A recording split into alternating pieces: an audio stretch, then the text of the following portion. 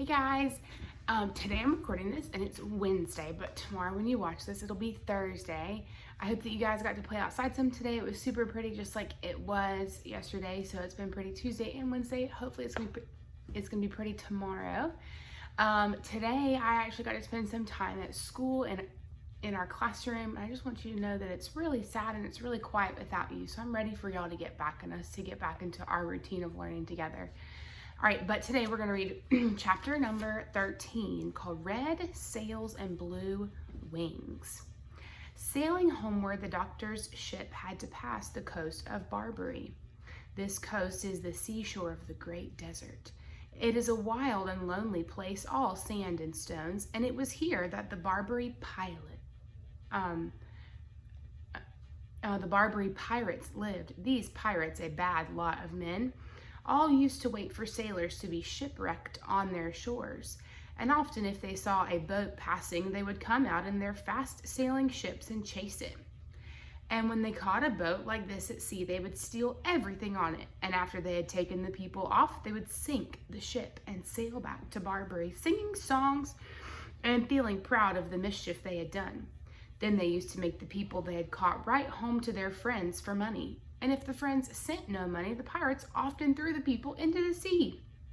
And now, one sunshiny day, the doctor and Dab-Dab were walking up and down on the ship for exercise. A nice fresh wind was blowing the boat along and everybody was happy. At that moment, Dab-Dab saw the sail of another ship a long way behind them on the edge of the sea.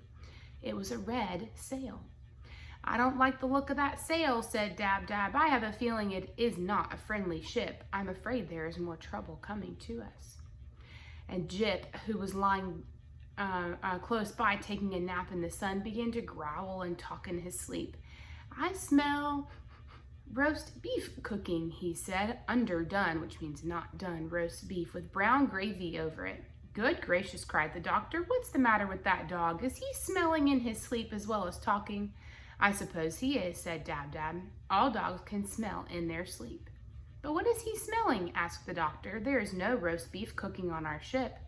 "No," said Dab-Dab. "The roast beef must be on that other ship over there." "But that's 10 miles away," said the doctor. "He couldn't smell that far, surely." "Oh, yes, he could," said Dab-Dab. "You ask him." Then Jip, who was still fast asleep, began to growl again, and his lip curled up angrily, showing his clean white teeth. "I smell bad men," he growled, "the worst men I ever smelled. I smell trouble. I smell a fight. 6 bad scoundrels fighting against one brave man. I want to help him." Then he barked loudly and woke himself up with a surprised look on his face. "See," cried Dab-Dab, "that boat is nearer now. You can count its 3 big sails, all red. Whoever it is, they are coming after us. I wonder who they are." "They are bad sailors," said Jip, "and their ship is very swift, very fast." "They are surely the pirates of Barbary." "Well, we must put up more sails on our boat," said the doctor, "so we can go faster and get away from them." So run downstairs, Jip, and fetch me all the sails you see." And the dog hurried downstairs and dragged up every sail he could find. But even when all these were put up on the mast to catch the wind, the boat did not go nearly as fast as the pirates, which kept coming on behind, closer and closer. "This is a poor ship the prince gave us," said Gub-Gub the pig. "The slowest he could find, I should think. I think we might as well try to win a race in a soup tureen as hope to get away from them in this old barge." So he's saying that ship did not go fast enough. "Oh, look how near they are now. You can see the mustaches on the faces of the men, 6 of them. What are we going to do?" Then the doctor asked Dab-Dab to fly up and tell the birds that pirates were coming after them in a quick ship, and what should he do about it? So when the swallows heard this, they all came down onto the doctor's ship, and they told him to unwind, like if something is in a big circle and you have all of your cord together, they would unwind it so it'd be all straight. Some pieces of long rope and make them into a lot of thin strings as quickly as he could. Then the ends of these strings were tied onto a front of the ship, and the swallows took hold of the strings with their feet and flew off, pulling the boat along. So the boat was right here, and in the ocean, and they tied a bunch of little strings to the front of the ship, and all the birds took strings and they were pulling the ship to make it go faster. And although swallows are not very strong when only one or two are by themselves, it is different when there are a great lot of them together.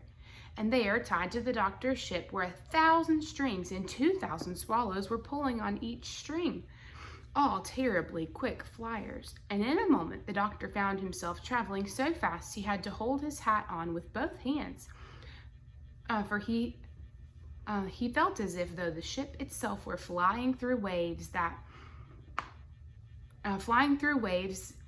boiled with speed, and all the animals on the ship began to laugh and dance about in the rushing air. For when they looked back at the pirate ship, they could see that it was growing smaller now instead of bigger. The red sails were being left far, far behind. Look at that. That's a pretty crazy way to get away, isn't it? Here's a picture from this chapter. The caption is, "They are surely the pirates of Barbary."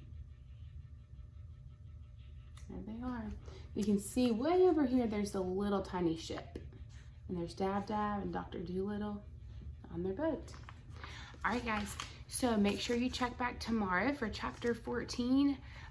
Keep doing your work. I see lots of you've been doing your work on Breckle and on reading A to Z and Prodigy. That's really awesome.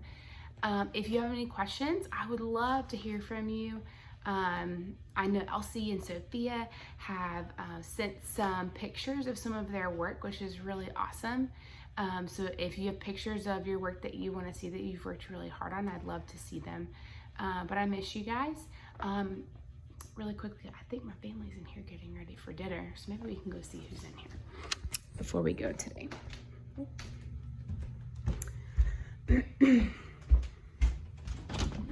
Oh my goodness. Hi!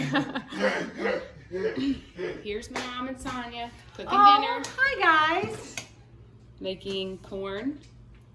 We got some toasted jalapenos to go on the fajitas and some black beans.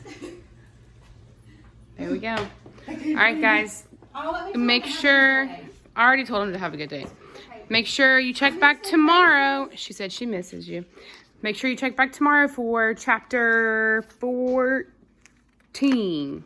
All right, guys. Bye.